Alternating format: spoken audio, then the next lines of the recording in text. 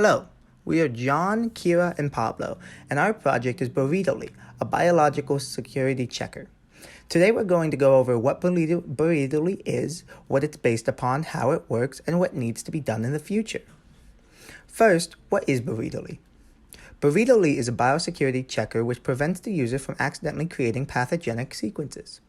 When different biological parts are put together, the new sequence can be pathogenic, which is a public health threat. Biological parts can also be unknowingly derived from organisms that are pathogenic. Additionally, this wastes time, resources, and money for the synthetic biologists when they are trying to create assemblies.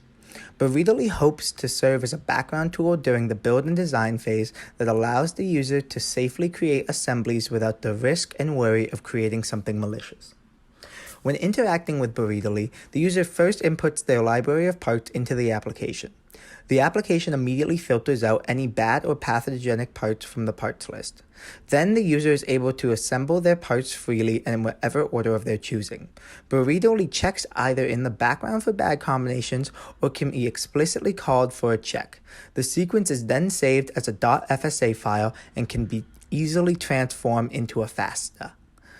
Now, let's take a look at exactly what the user inputs into Burritoly.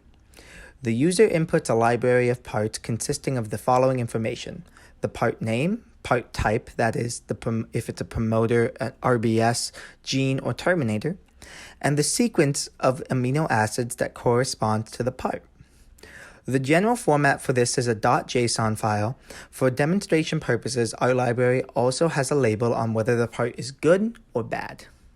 So now we're going to quickly dive into our different databases and how they work and what we use them for. So we use 3 different databases, one from Swissprot and 2 IGSC databases. So the Swissprot database contains well-documented protein sequences and their associated organisms. And the IGSC GI database contains bad amino acid sequences that are harmful and pathogenic. And our final database that we use is the IGSC Tax ID database, which has the NCBI taxonomy IDs that are pathogenic, such as viruses or bacteria. There are no protein sequences, it's just an organism that it would be considered pathogenic.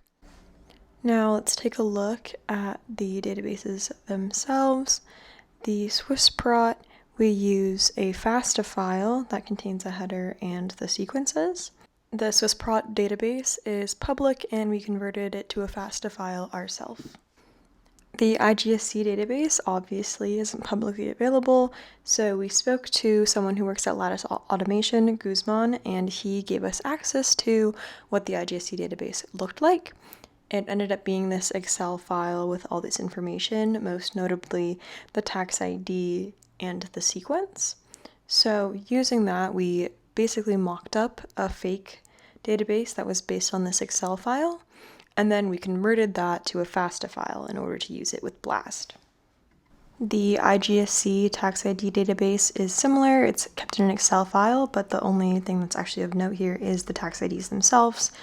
There's no actual important sequence or anything. Now let's take a look at how Burritoly actually knows if your sequence is bad or not, and exactly what our algorithm does.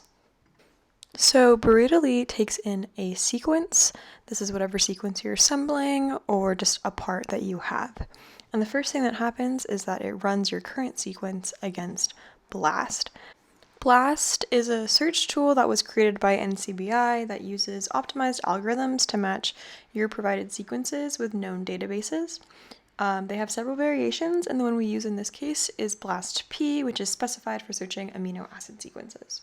In this case, we're going to be running BLAST-P against 2 of our databases, the Swissprot database and the IGSC GI database.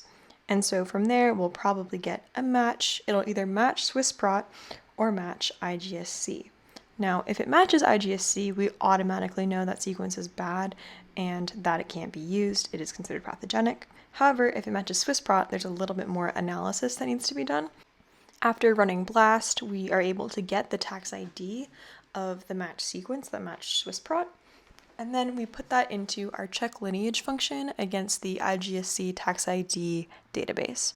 The way our check lineage function works is that it takes all the parents of the organism that is associated with that tax ID and also all the children of the organism that is associated with that tax ID, and then runs through it to make sure that none of the parents or children of the organism are in the bad tax ID database.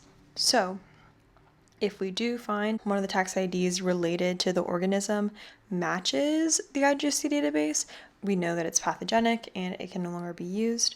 However, if there is no match, that means it's good, as in it matched SwissProt and it was not found to have a bad tax ID. Next, let's quickly run through a couple examples of actually using Burritoly.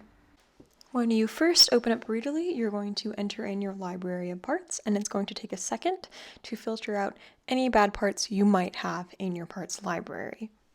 The parts that get loaded in do pop up in the sidebar, and now you can see that the list of parts there is much shorter than the JSON file I have, which contains bad sequences, and the bad sequences that do exist aren't on the list.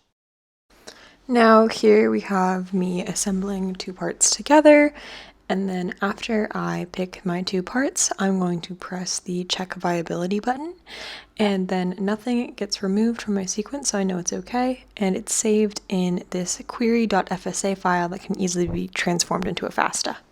In cases where parts are only bad when put together, the parts won't initially be filtered out, but when two parts are put in series and you check the viability, it will end up being removed. Lastly, John is going to be talking about the user history aspect of Burritoly. To assist in the security aspect of the project, we've implemented a user history mechanism to keep track of the number of dangerous queries by the user. When the program initially starts, a user profile is created, and after each search, any match is found based on a threshold value, with 0 being a perfect match, will automatically be written to a user history text file. For each bad query, the user will get a strike on their profile, and on the 5th consecutive strike, the user is banned and reported to IGSC. Really quickly, we're going to mention some future improvements that need to be made to Burritoly before it can actually be a viable product. First of all, there was difficulty implementing the preemptive checking. There were bugs where we would accidentally remove parts that were viable on its own but bad in combination. Given more time, we would more carefully calibrate the e-value threshold to prevent this. In terms of time, having to preemptively check through each part in the list every time the current assembly changed takes way too long. This was predicted by our mentor Guzman, and instead he recommended that we combat this by adding a check sequence button instead of checking automatically. Next, a larger database is needed for future implementations. Our fake IGSC database is only 5,000 sequences long. For a viable tool, we would obviously need a bigger database. Finally, greater user monitoring would be better. Maybe you would have to create an account that links your designs to your lab, would be able to deter malicious users. Future updates might be to store databases remotely rather than on a local host PC, and the user history mechanism would need to be overhauled in the event that automatic checks in the background were implemented, since it would probably kick the user out way too quickly. That is Burritoly. Thank you for listening.